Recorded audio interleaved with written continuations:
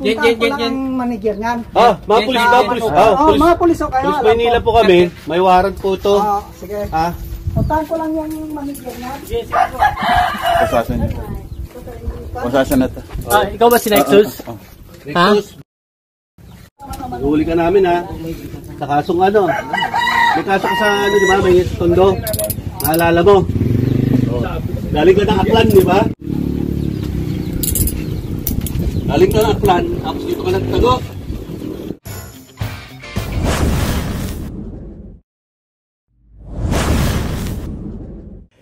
Isang 20 anyos na lalaki tinaguri ang top 1 most wanted person sa lungsod ng Maynila at top 5 most wanted person sa NCR ang nasa kote ng mga pulis Maynila, partikular na ng MPD Del Pan Police Station 12 operatives na pinangunahan ni Police Lieutenant Ferdinand Omli ang ilang buwang operasyon na nagsimula sa lungsod ng Maynila at matagumpay na nagtapos sa Bungabong Oriental, Mindoro.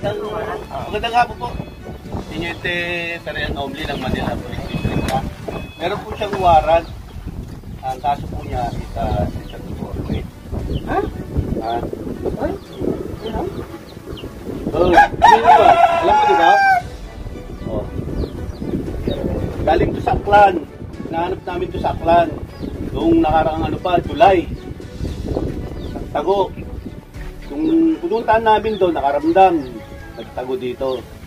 Ano yung sir, kakilala mo sir? Ito yung warrant niya Saan mo nakilala yan, manager? Sige, tawagan mo. Ay ano, basahan mo muna. Puro ka muna dyan sir, baka ikaw mo. Tabi lang muna kayo sir Okay. Hindi daw. Ikaw ba si Nexus? Mayo ka. Ikaw? Okay. Taga Del Pan Police Station kami Inaresto ka namin sa bisa ng isang warrant of arrest na inisyo ni Judge Delight Salvador ng RTC 29 Manila sa kasong qualified rape. Ito yung mga karapatan May karapatan ka manahimik, magsawalang kibo. Anumang sabihin maaari gamitin pabor laban sa isa anumang hukuman. May karapatan kang gumawa ng sarili mong abogado. Kung wala ka kaya, bigyan ka ng gobyerno. Naintindihan mo yung karapatan? Naintindihan mo? Warrant pa Ito yung warrant niya.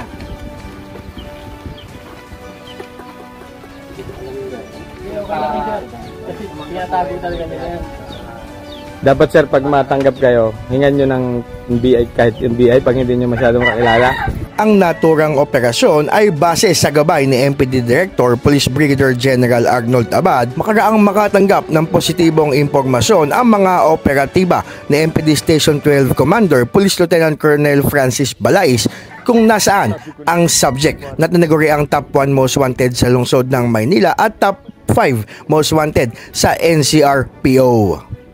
Ayon kay Police Lieutenant Ferdinand Omli, ang hepe ng Warrant and Intelligence Section ng MPD Station 12, nakilala ang subject na si alias Nexus tubong Aklan at nagtungo sa lungsod ng Maynila taong 2023 upang magtrabaho sa Parola, Tondo. Para alam niya na Taong 2023 nang lumawas mula sa Aklan si Nexus, nakitira sa isang bahay sa Parola, Tondo, subalit ang isang 11 anyos na bata na si alias Nende, hindi tunay na pangalan, naninirahan din sa nasabing tahanan ay ginahasa noong November 2024.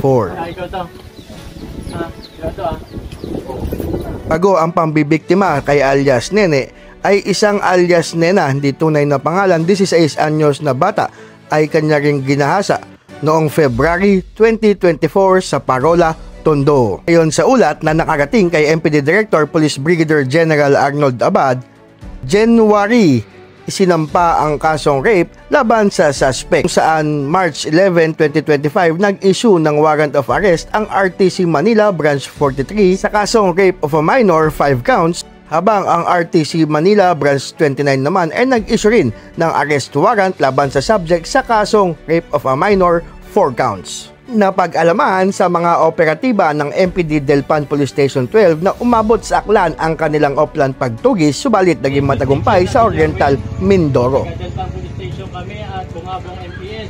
Nandito kami para rescuing ka. Ang matagumpay na operasyon ay dumaan sa mga prosesong tulad ng coordination sa Bungabong MPS.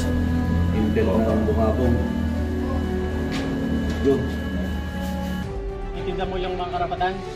Kasama ka sa amin. Agalaman na ang matagumpay na operasyon ay resulta ng Intel-driven Oplan pagtugis katuwang ang bungabong MPS, PNP Intelligence Group, partikular na ang Intel operatives ng MDIT, RIU, NCR. Tapos ang matagumpay na operasyon ng MPD Delpan Police Station 12 na nagtapos sa Bungabong Oriental, Mindoro ay agad na bumiyahe ang MPD Station 12 Intel operatives na pinangunahan ni Police Lieutenant Ferdinand Omli pabalik ng lungsod ng Maynila. Ilang araw matapos ang matagumpay na operasyon ay inihirap ng Delpan Police Station 12 at Special Mayor's Reaction Police Major Edward Samonte kay Manila Mayor Isko Moreno Domagoso, kung saan iniulat ng butihing alkalde ang matagumpay na pagbibigay ng hustisya sa dalawang biktima. Kasalukuyang nakadetene sa MPD Station 12 ang subject na inaasahang bubuno ng mahabang panahon sa Oblo.